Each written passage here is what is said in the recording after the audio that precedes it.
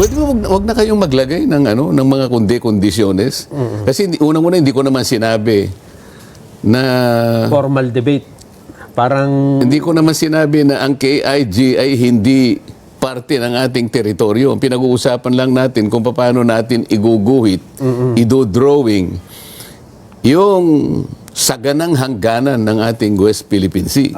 So habang tinatanong ko ito, kagaya ng dinidiscuss natin, hindi ko malaman kung bakit pinipilit nilang pro-China. Ako, wala naman akong sinasabing ito ay sa China, ito ay sa atin. Ito, wala. Sinasabi ko lang, pag-usapan nga natin, hanggang saan ba yung hangganan?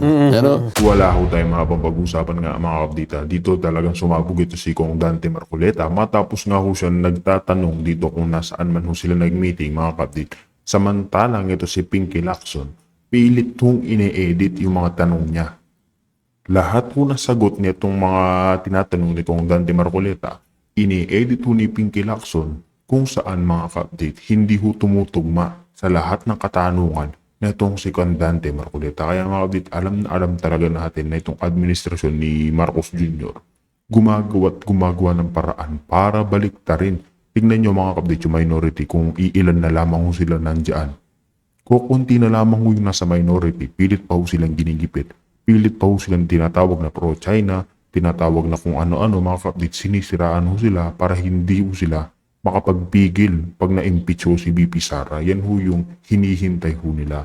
Dahil mga ka-update, yan 2028 presidential election, yan na ho yung tatapos sa administrasyon ni Marcos Jr. Dahil wala hong tatapat sa Sara Duterte ngayong election. Kaya mga update sabay-sabay ho tayo mag-komento, mag-react dito. Dahil dito mga ka-update, pilit ho siyang ginikipit itong si Sen Dante. Pati nga itong magiging debate nila, nagkakasubukan na ho talaga. Kaya mga dito, wala na ako tayong paligid-ligid pa. Kung bago na ako sa ating channel, isang like, isang share, isang subscribe lamang kung malaking tulong yan. Kaya mga dito, reacta na ho tayo. Meron na ba tayong mapa at meron na ba tayong coordinates at ito ba'y na-deposit na natin kasi kailangan yan. Ito naman ang regulasyon. Ba't pa ayaw ninyo na pag-usapan natin para sa ganun malaman ng tao ano ba talagang pinagmulan nito? Kaya naisip ko tuloy na para liwanagin natin, akalain mo, ito, gumawa mamaya siguro sa bandang huli para ganap maintindihan ng ating mga kababayan. Ipakikita ko yung aming mga pagdinig. Ito, ang pagdinig na ito naganap dun sa Commission on Appointments na kung saan nakaharap yung 34 na opisyal ng ating armed forces. Doon ay makikita ninyo, nagtatanong ako, sumasagot yun, pero si Senador Ping Lacson, in-splice niya, kung ano yung tanong ko, yung sagot na iba yung ilalagay niya parang isinagot. parang inedit. I-edit niya. Halimbawa, ang tanong ko, ganito, yung sagot, hindi yan ang kukunin niya, kung hindi yung sinagot niya sa ibang panig ng aking pagtatanong. At saka niya ngayon sasabihin, halimbawa, bibigyan ko na kayo ng parang pinaka-gist. Tinatanong ko yung kapitan na nagre-represent nung 34 na opisyal. Alam mo ba ako kung alam mo ba ako na yung, halimbawa, yung 4 na occupied territories natin sa KIG ay lampas sa ating exclusive economic zone?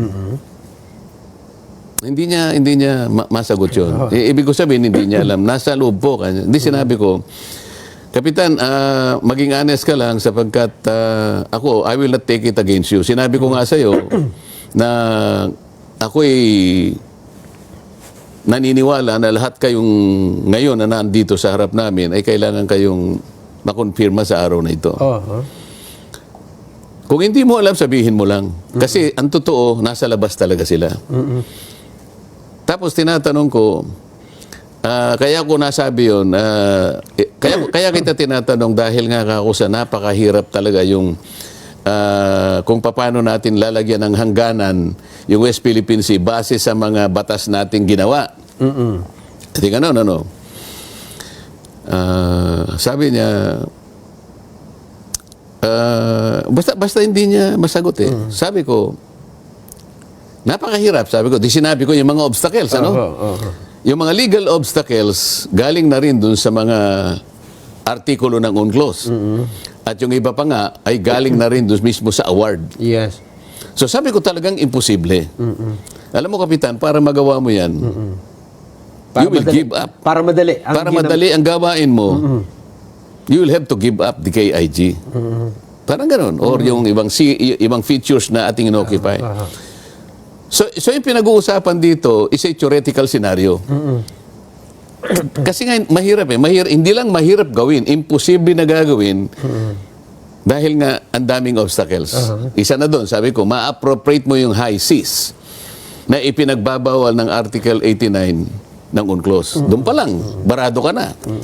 Babara ka sa Article 7, babara ka pa sa Article 47. Opo. So talaga ka kung di ko maisip kung paano mo gagawin. Ngayon, para madali, I-give up. i-give up mo siguro. Parang ganun. So, I am not advocating to give it up, but I am only trying to reinforce the argument na mahirap talagang gawin. Di ba? So, parang sa logic kasi, tinatawag namin yan na partial contraposition. So, kung hindi nila maintindihan yun, nasa kanila yun. Ano? Ngayon, nagtanong uli ako sa kanya, sabi ko,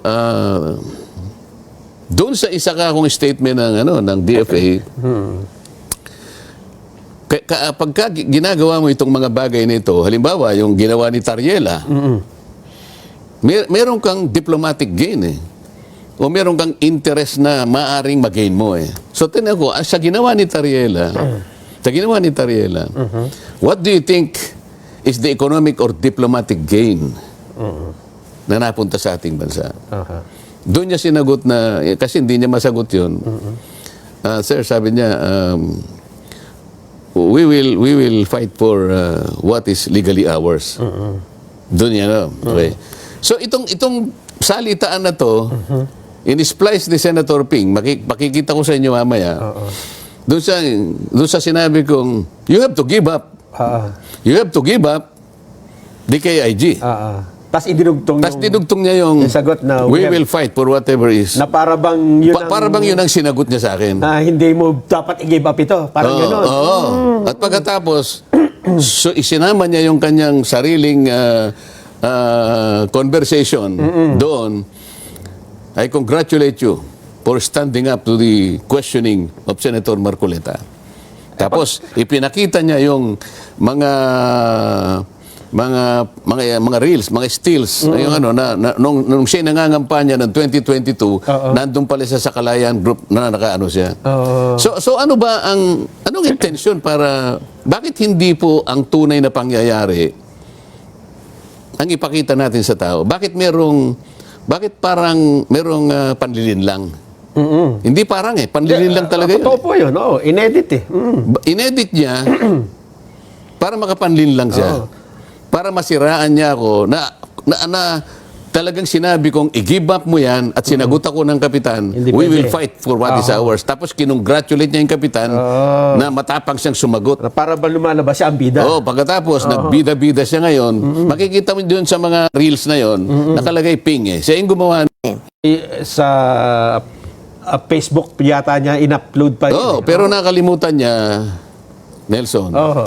Alam mo, sa Philippine Military Academy, PMA nga po si Senador. alam naman natin yun. Hindi naman niya ikakaila yun. Alam ko, sa Philippine Military Academy, Nelson, ang isang kadete ay ginagabayan ng dalawang pamantayan na inilagay bilang isang tanong eh. Dalawang tanong yun actually. Sabi niya sa'yo, tanong niya sa'yo, do I intend to deceive?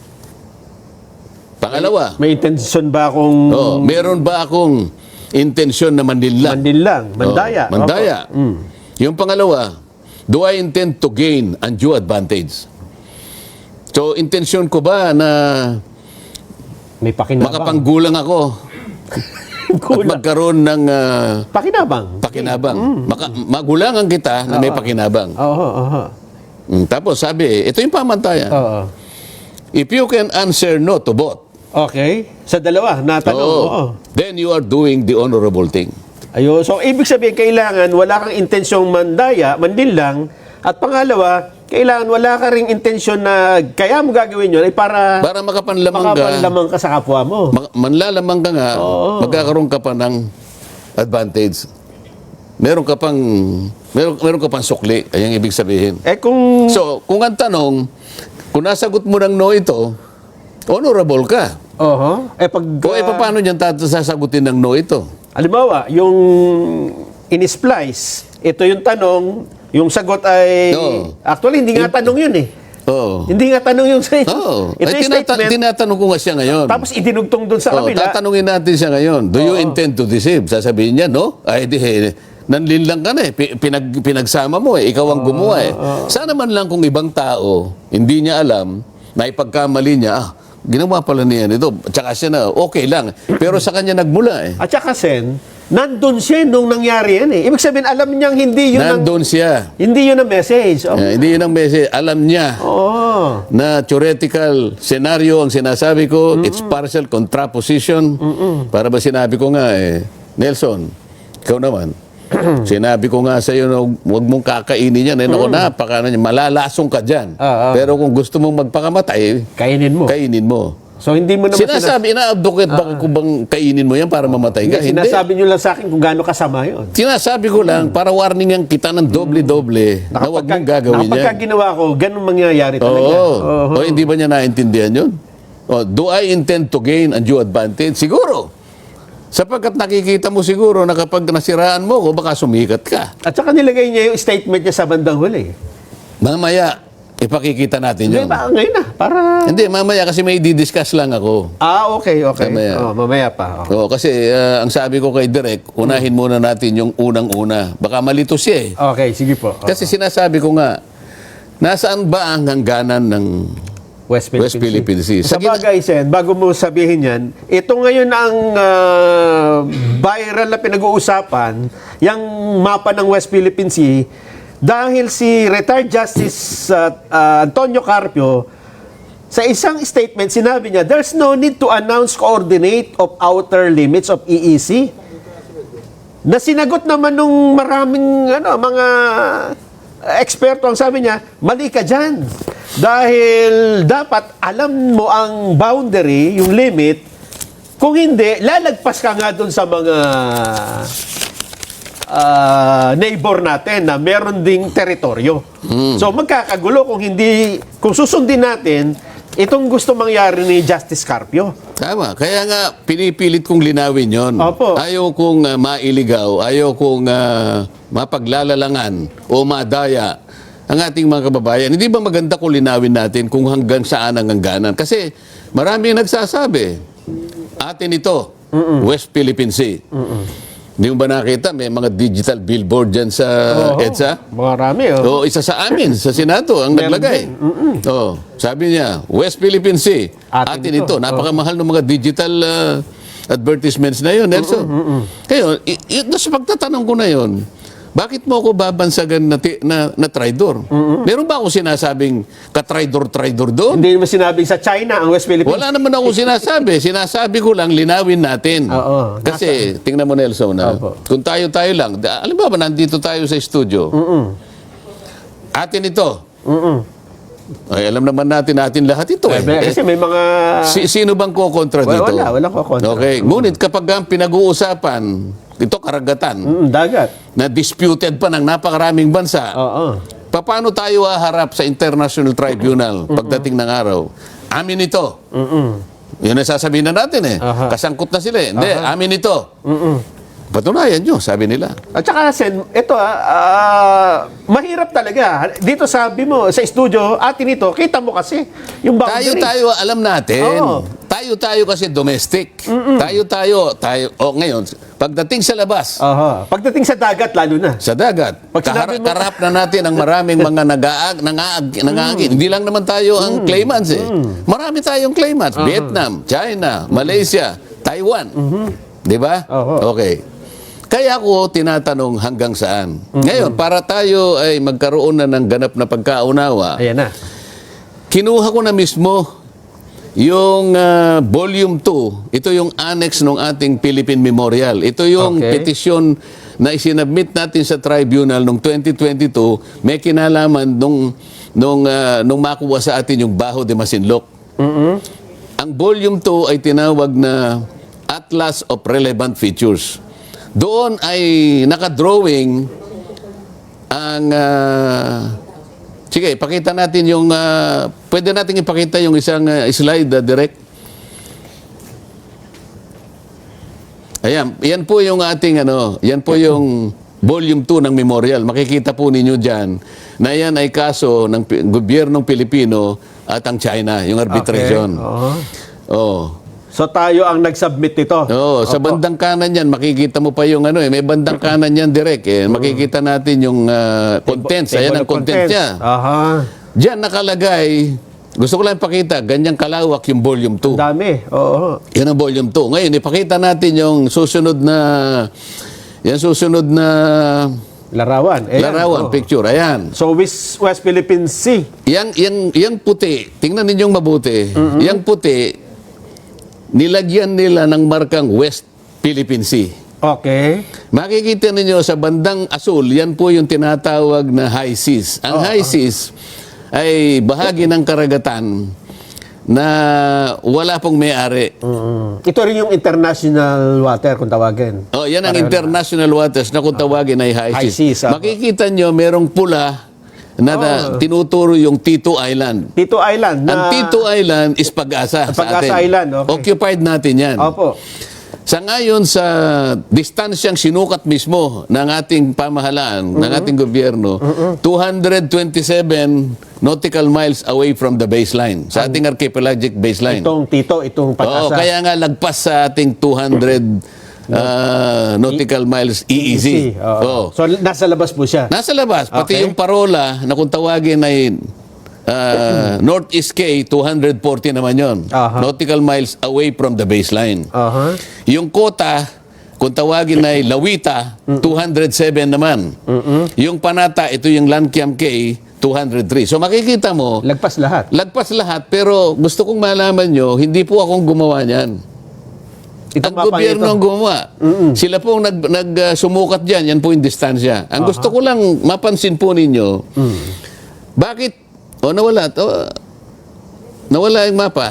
Bakit po hindi nila sinama yung mga features na occupied natin? Yung KIG. Yung KIG. Kasi po may mga features dyan na tayo po yung nag-occupy. Aha. Okay? Tayo nag-occupy. Malinaw na malinaw po na hindi nila sinali. Okay. Bakit ako po ba ang gumawa niyan? Hindi po. Oo. Ang ating gobyerno ang nag-submit yan sa tribunal. Nung i-submit niyan, kasama po si Justice Carpio, katulong si Attorney Batong Bakal. Silang dalawang may pakana nito? Sila, alam nila yan. Kasama sila? Kasama sila sa team eh. Bakit hindi nila alam? Ngayon, bakit po ako ang sinisisi nila Oo. na traidor, samantalang sa mapa na yan, sila mismo ang hindi nagsama sa Calayan Island Group? Ayan po, malinaw yun. Kasi kung akong gagawa ng mapa, isasama ko po yun. Hindi, sabi nyo nga labas nga sa EEC. Paano mo isasama? Ay, may ako nang gagawa ko. Kaya nga ilalaban ko nga eh. Ibinodrawing ko nga yung Dahil inilalaban mo nga yung teritoryo. Kaya nga sasabihin ko siguro, kung Ayun. magkakatapos-tapos kami, itong isang puti na to kako, Opo. West Philippine Sea 1. Okay. Yun namang isang, Nasa loob. yun namang medyo kako ganito, lalagyan ko ng West Philippine Sea 2. Ayun. Para sa ganun masakop ko. Kakatulungin ko yung number. Tulungan mo ako dito, ilaban natin. Sino po ang unang nag-alis sa Calayan Island Group sa mapa ng West Philippine Sea? Sila po. Tapos Pagkat- ipipilit nila dapat kasama. Sino po ang traidor? Oo nga, ano. Yan po igawa nila eh. Kaya po mga kababayan na kayo pong nakikinig, lalo na po yung kababayan natin sa Calayan Island Group, huwag po kayong maniniwala sa kanilang mga ibinebenta sa inyo na ako po ang nagsasabi. Sila po ang una. Yan po. Tama. Yan po ay makikita ninyo sa volume 2 na kung tawagin nga ay Atlas of Relevant Features. O yan, malinaw.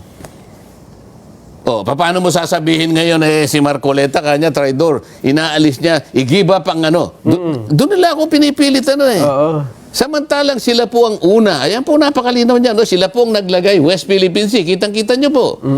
Pero hindi nila sinaklaw yung mga features na ngayon po ay pag-aari natin talaga sapagkat okupado po natin yung mga yan. O ipakita nyo yung susunod na mapa na gusto kong gawin sana. Na yun sana ang maging West Philippine Sea. Kaya yan ang gagawin ko. Sinaklaw ko ngayon. Kaya yung blue. Aha. Sa west, ayan ang mapa ng Pilipinas, yung kulay, Yung sa yung puti. kulay yellow.